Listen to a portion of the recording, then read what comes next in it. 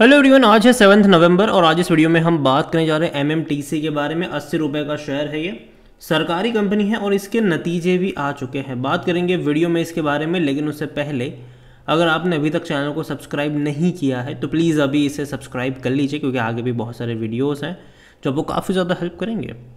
तो यहाँ पर अगर आप देखो तो एमएमटीसी का शेयर 80 रुपये का है और एक महीने में ग्राफ देखे तो जहाँ था वहीं पर। इस बीच पहले गिरावट हमें देखने को मिली, 73 पे गया था 85 रुपीज़ से, बाद में रिकवरी भी देखने को मिली।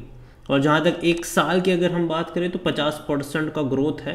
और देखो ग्राफ इंटरेस्टिंग रहा है, इसका तेज़ी आती है, बड़ी वाली तेज़ी आती है, लेकिन साथ ही साथ एक मेजर करेक्शन भी आता है। जैसे कि अगर आप देखो तो 50 रुपये से 100 रुपये पर गया था, बाद में गिरकर ये आया था कहाँ पर, 60 रुपये पर, वापस पैसा डबल करके 120 पे गया था ये, और वहाँ से गिरावट शुरू हुई 73 रुपीज़ पे भी ये जा चुका है।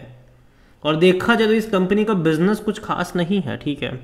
इसका जो पैसा भी आ रहा है, जो रेवेन्यू भी आ रहा है, वो इनके मेन बिजनेस से, मेन ऑपरेशन से कुछ भी नहीं आ रहा है। यहाँ पर अगर आप 5 साल का ग्राफ देखोगे तो 330% का ग्रोथ है। तेज़ी आई थी, फिर लंबे समय तक भाई साहब लोगों को तड़पाया था इसने। अगर आप देखो तो एक झटके में तेज़ी आ गई थी, 16 रुपये से कहाँ पे गया था ये, 60 पे गया था ये जून 2021 में। और उसके बाद लंबे समय तक लोगों को इसने तड़पाया था, ठीक है, और चला गया था 30 रुपये से भी नीचे। ऑलमोस्ट यहाँ पर 22 महीना लगा था और ये गिरता ही रहा। फिर तेज़ी पकड़ी इसने और शायद अब गिरावट डेफिनेटली यहाँ पर देखने को मिलनी चाहिए। और जो रिजल्ट्स भी इसके निकल कर आए हैं, अगर आप रेवेन्यू फ्रॉम ऑपरेशन देखोगे, यहाँ पर रेवेन्यू फ्रॉम ऑपरेशंस, तो वो सिर्फ 1.5 करोड़ रुपए का है। वो है ही नहीं रेवेन्यू इनका।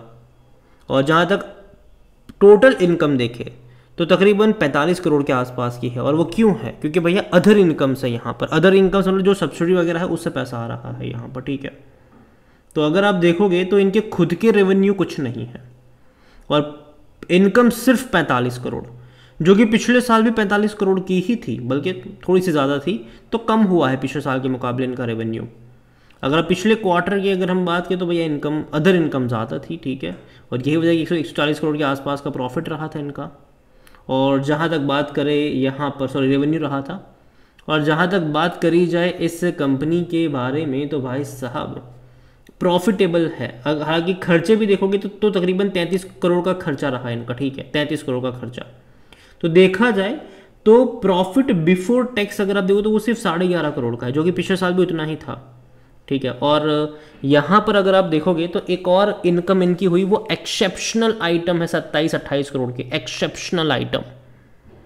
अगर वो नहीं होता तो इनका जो प्रॉफिट होता वो सिर्फ 11 करोड़ के आसपास का ही होता, लेकिन एक्सेप्शनल आइटम से आया 27-28 करोड़। और यही वजह है कि प्रॉफिट अगर आप देखो उसके बाद तो ये 38 करोड़ का रहा, जो कि पिछले साल के 10-10.5 करोड़ के मुकाबले आपको ज़्यादा लग सकता है, ठीक है। पिछले साल के 10 करोड़ के मुकाबले जब आप देखोगे तो आपको ज़्यादा लगेगा कि भाई साहब बेहतरीन आया है 38 करोड़, लेकिन एक्सेप्शनल आइटम से है ये, तो वो चीज़ भी समझिएगा। यहाँ पर कंपनी का मेन बिजनेस से कोई उतना बड़ा रेवेन्यू नहीं है, ठीक है, कोई उतना बड़ा रेवेन्यू कंपनी का मेन बिजनेस से नहीं है।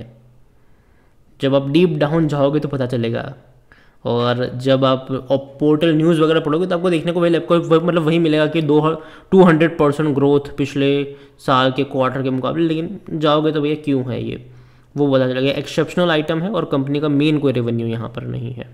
और जहाँ तक एमएमटीसी के बारे में देखें तो जो वॉल्यूम रहा है वो 17 से 18 लाख के आसपास का आज इसका वॉल्यूम रहा। जो रिजल्ट इसके आए हैं वो मार्केट क्लोज होने के बाद आए हैं। और जहाँ तक नज़र करी जाए तो इसका जो मार्केट कैप है वो 12,000 करोड़ के आसपास देखने को मिल रहा है। कंपनी के बारे में अगर हम बात करें तो according to Moneycontrol user हर कोई कह रहा है खरीदारी को, मेरे हिसाब से नहीं करना चाहिए। रीज़न सिंपल सा है, मुझे लगता है कि वेट करो, कंपनी के बिजनेस में थोड़ा सा यहाँ पर देखोगे कैसे चल रहा है, ठीक है। और अगर आप देखोगे इस कंपनी में डिविडेंड के बारे में तो देखो कहाँ से पे करेंगे, कंपनी उतना ज़्यादा पैसा कमा नहीं रही है, ठीक है, कि आपको एक बहुत बड़ा डिविडेंड पे आउट कर सके। कंपनी उतना सारा पैसा नहीं कमा पा रही है। और इवन इनके खुद के रेवेन्यू नहीं है, कंपनी के खुद के रेवेन्यू आपको देखने को नहीं मिल रहे हैं।